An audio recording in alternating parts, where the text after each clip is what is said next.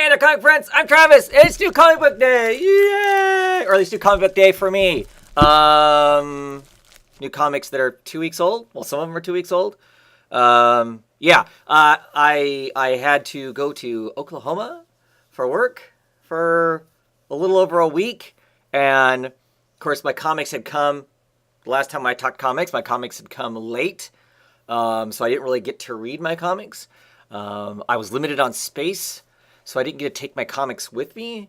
So today is Saturday, the 16th, and I'm talking about comic books from the 27th of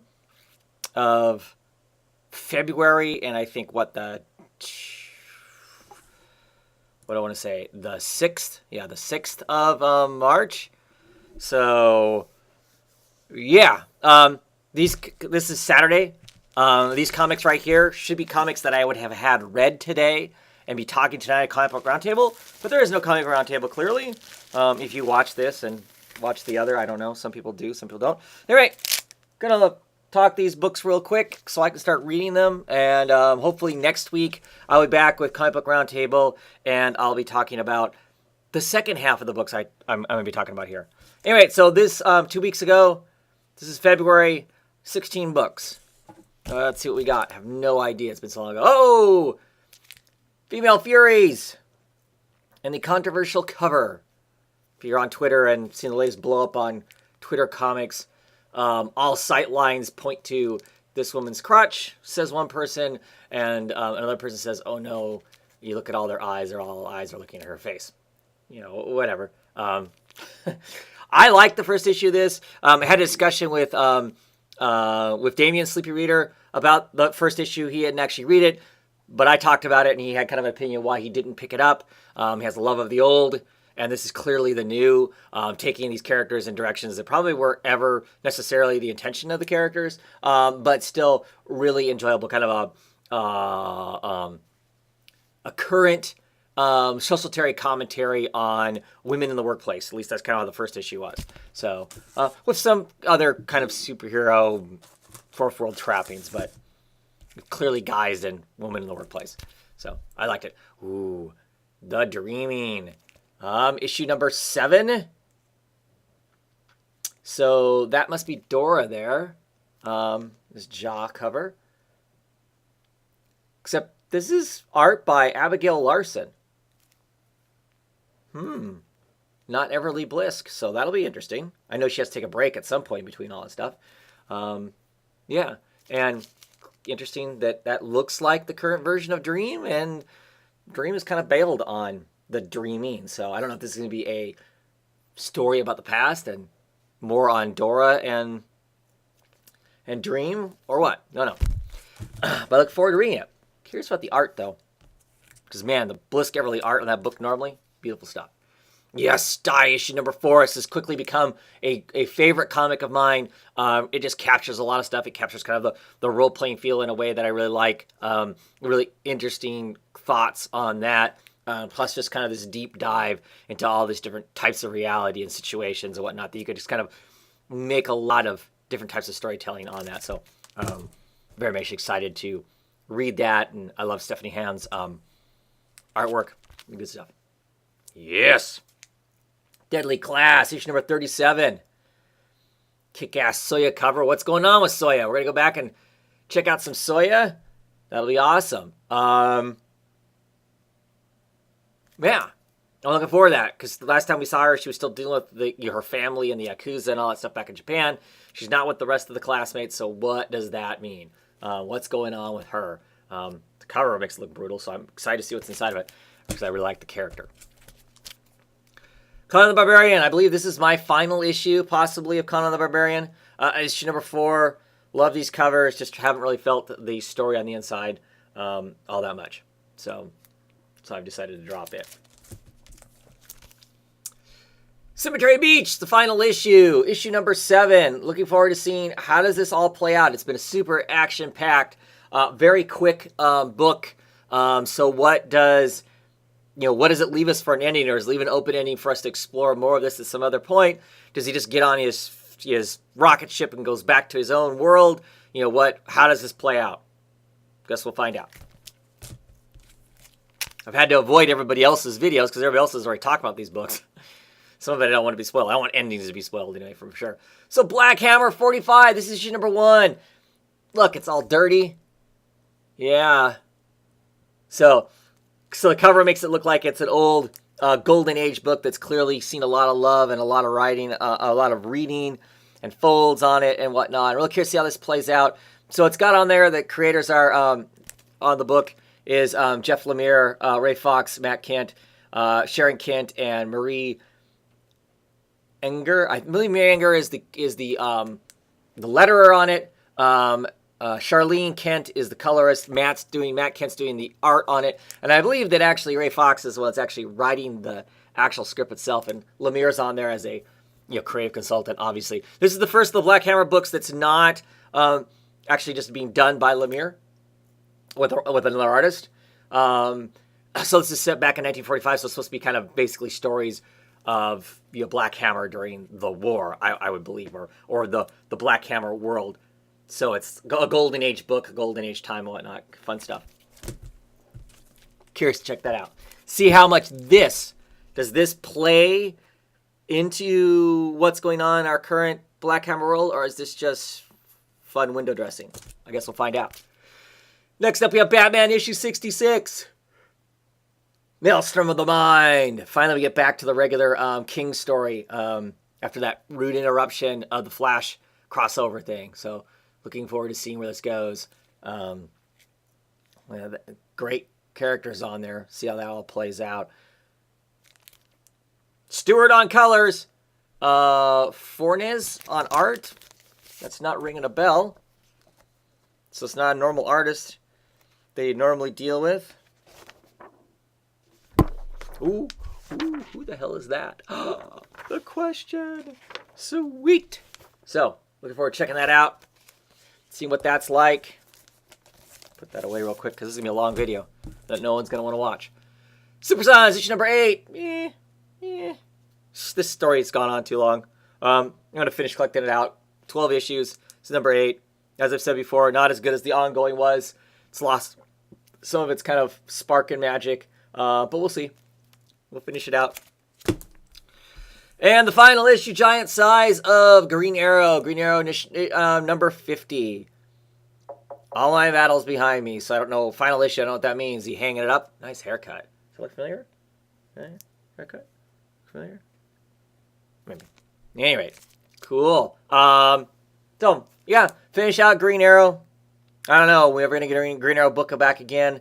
At one point, Dan Didio was saying that this book, that Green Arrow was going to become a premier character again. I was all excited about it, and then they got not great writers to write it for a lot of the time. So, I love the original Green Arrow. The Green Arrow back in the day, back when he was older, had some wisdom, had some life experience.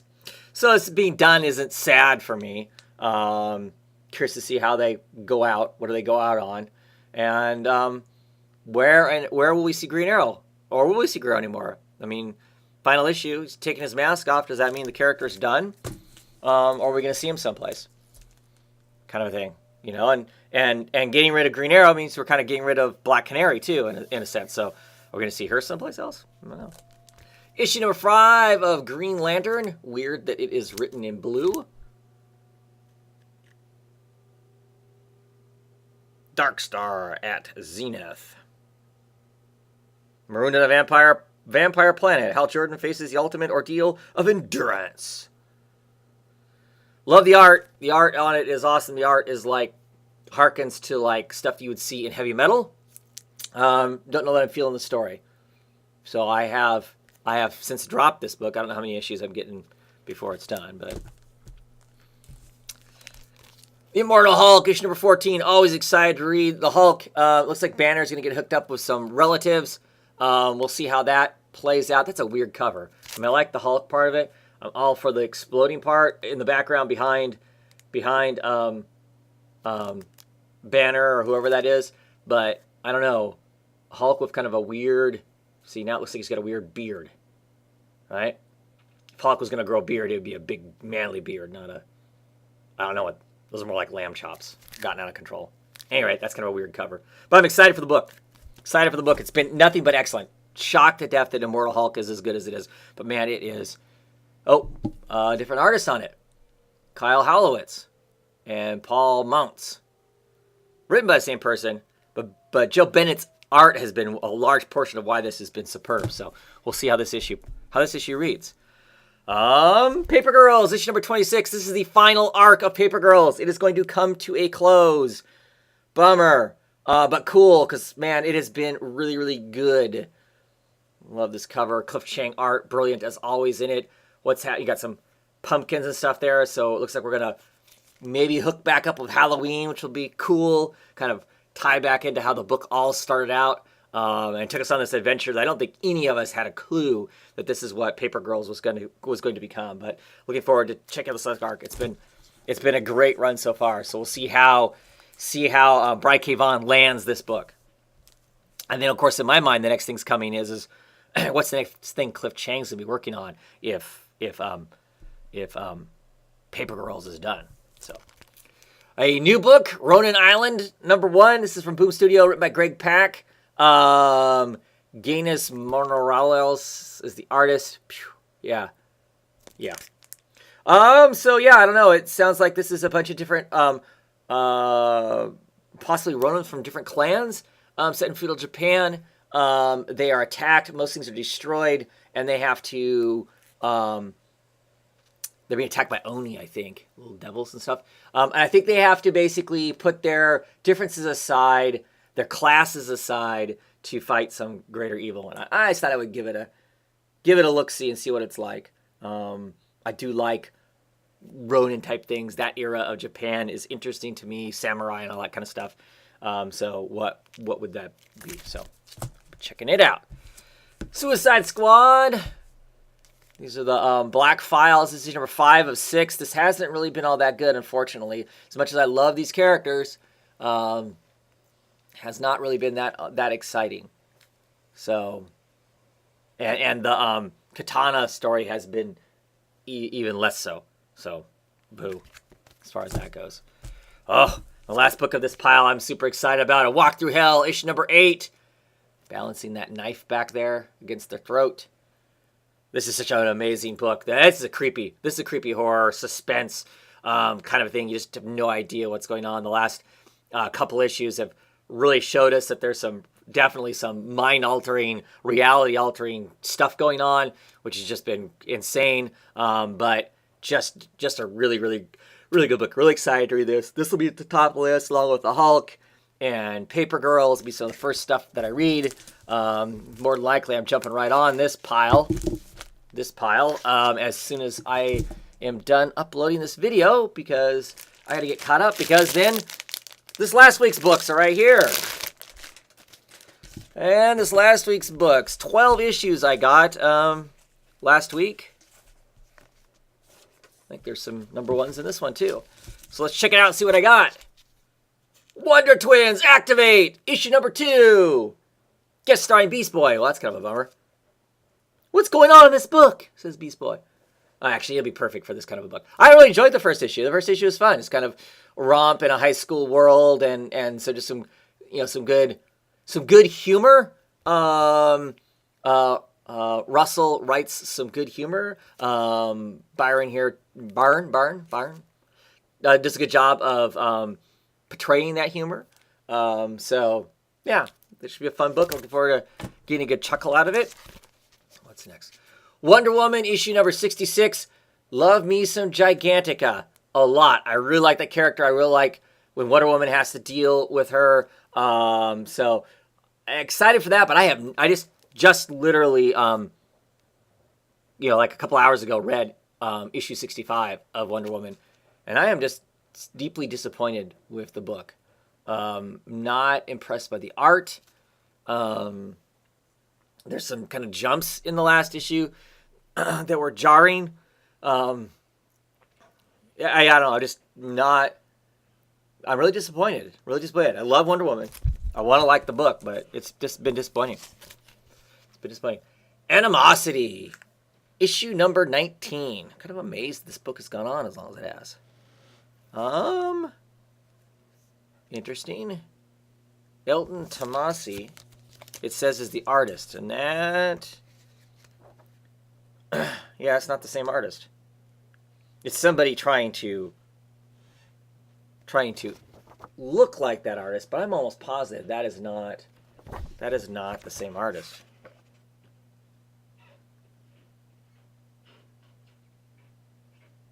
I want to say that's not the artist. I could be wrong. Maybe I'm wrong. And yeah, I'm looking forward to seeing what goes on, what's going to go on with our group of people. They finally got themselves, our group of people, loosely people, our group of sentient beings. They have kind of gotten themselves all back together again. So now we'll see what's going to happen in that. I do love that. Big wolf and that corgi. That's funny. Anyway. Do like that book. And this is LaGuardia, issue number 404. What happens now that we've had this, half alien, half human baby? What does that mean? What does that mean for immigration and all this stuff? I don't know. I don't know that I sense a real purpose of the book. And it doesn't seem like there's enough there to be telling a story for it to be done in 4 issues. So yeah, I don't know. What I'll think of that. Maybe we'll find out. House of Muck, issue number 5. This is the final issue of at least this part of the book. I don't know if this is truly the end of the story, or the end of the story now until it sells enough in trades. I'm not sure. A lot of the Black Crown books I really liked. It really left open room to do more, and there doesn't seem to be any sense that these other books, that we're going to see more of that. I love these covers. Brilliant art by Sean McManus. Colors by Lee Luridge. Great stuff. Sebla, writer, writes Evolution and some other stuff. Great writer. This is a disturbing book. I really like this whole, and these 2 twins, and one of the twins is kind of figured out that they're doing stuff they shouldn't be doing, and she's figured out that her and her twin sister seem to be manipulating reality, sort of a thing. So yeah, I don't know. How's that going to play? I don't know. I'm looking forward to the last issue. It's been really good. It's been a good, disturbing kind of a book.